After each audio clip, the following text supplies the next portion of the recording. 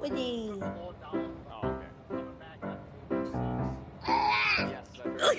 Yeah, go. Mm? No. I'm always like surprised at how polite people are. I'm like, I'm in your car. Like, it doesn't bother me.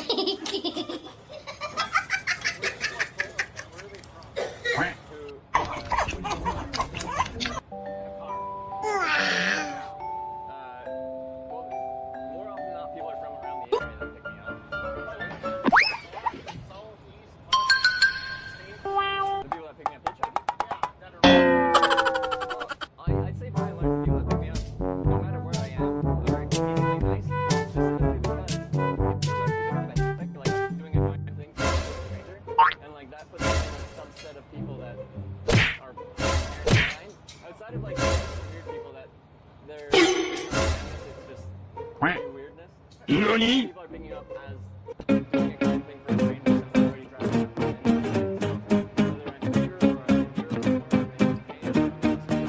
Anywhere I've been, it's inherently a nice person driving about their day, and they're like, "Hey, I'm going that way. I can go another way." So, I'm from the far west coast, Vancouver Island, like way west coast. I don't know. I got a DUI. Yeah. Oh. Yeah, no, like you get shot. You should be able to if you can. Years ago. There might be something where you have to like look them over beforehand. Ako,ちょっと待ってくれる？ちょっとSo待って。just being like,